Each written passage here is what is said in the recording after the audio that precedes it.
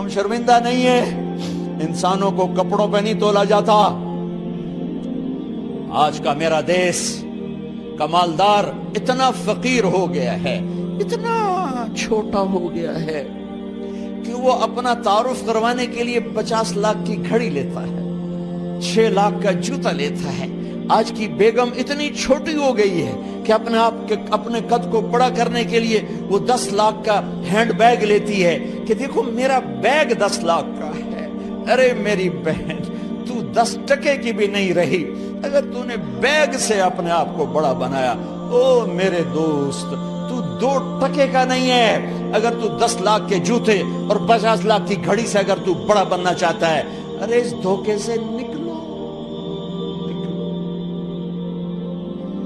Branded branded branded کہاں جا رہے ہو؟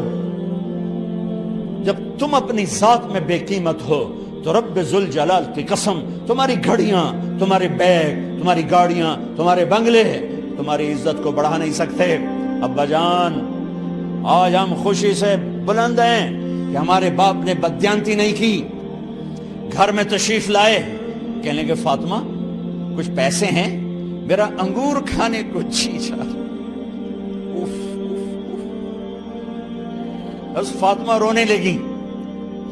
فرمایا امیر المومنین خزانہ تو بھرا پڑا ہے، 1 درم کا بھی تیرا حق نہیں ہے کہ تو 1 درم لے کے انگور خرید لے۔ تو تھوڑا پٹھے، فاطمہ میں جہنم نہیں برداشت کر سکتا۔ وہ میرے بھائیوں جو دن رات سود میں پھنس چکے ہو، جو دن رات جوے شراب میں پھنس چکے ہو، کیسے اللہ کے سامنے سرخرو ہو کر کھڑے ہو گئے؟ ایک رات گھر میں تشریف لائے، بچیاں، بیٹیاں، منہ پہ ہاتھ، کپڑا رکھا، دوپٹہ رکھا منہ پہ، اور بات کریں۔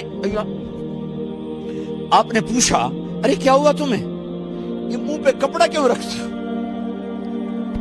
تو خاموش ہو گئی، لیکن گھر کی خادمہ رو پڑی۔ کہا امیر المومنین آج آپ کی بیٹیوں نے کچا پیاز توڑ کے اس سے روٹی کھائی، سالن کھائی، اور میرے آج کا تاجر کہتا ہے جھوٹ نہ بولوں تو کاروبار کیسے، میرا افسر کہتا ہے رشوت نہ لوں تو گزارا کیسے کروں۔ تو عمر بن عبدالعزیز پھس پہ ہچکیوں کے ساتھ روئے کہ میری بچیوں میں تمہیں بڑے اچھے کھانے کھلا سکتا ہوں پر میں جہنم کی آگ برداشت نہیں کر سکتا۔ بھائیو، اس بندے نے اپنے آپ کو ذبح کر دی، اللہ کو راضی کرنے کے لیے ذبح کر دی، اپنی ذات کو، اپنے جذبات کو، اپنے احساسات کو۔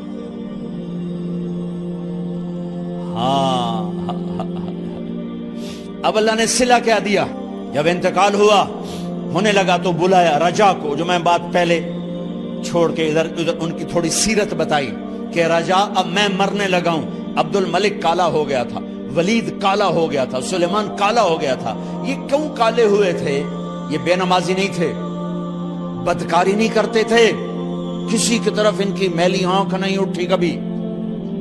یہ ظالم تھے، ظالم ظالم، انسانوں کا خون پیا، مال میں خیانت کی، اس پر اللہ نے چہرے پھیر دیے۔ آج عمر بن عبدالعزیز جا رہا ہے کہ دیکھو میں جا رہا ہوں، مجھے دیکھو میرے ساتھ کیا ہوتا ہے۔ ان کا انتقال ہوا، ان کی میت قبر کے کنارے رکھی گئی اور اب نیچے اتارنا ہے۔ سلیمان کی میت کو اتارنے لگے تو ہلنے لگا اور عذاب قبر پہلے شروع ہو گیا۔ عمر کی میت کو جب قبر کے قریب کیا گیا، ایسے ہوا کا جھونکا آیا، ایک پرچہ ایسے لہراتا ہوا یوں آیا، یوں آیا، یوں آیا اور عمر کے سینے پر گر گیا۔ لوگ اکٹھے ہو گئے، پرچے کو کھول کے دیکھا گیا تو اس پہ لکھا تھا بسم اللہ الرحمن الرحیم، براءۃ من اللہ لعمر بن عبد العزیز من النار۔ یہ پروانہ ہے اللہ کی طرف سے اس کے بندے عمر کے لیے کہ اسے جہنم سے نجات کی خوشخبری سنا دی جائے۔ آہا، مرنا ہو تو یوں مرو، اللہ ایسی موت دے دے. کہتے ہیں پھر میں نے ان کو قبر میں اتارا. جب قبر میں اتارا تو کیا دیکھا؟ میں نے کفن کی گرہ کھولی تو چہرہ قبلے کی طرف، اور یوں لگا جیسے 14ویں رات کا چاند قبر میں اتر آیا ہو. اور آخری بات کرتا ہوں، میرے بھائیوں بہنوں، اپنے اللہ سے صلح کر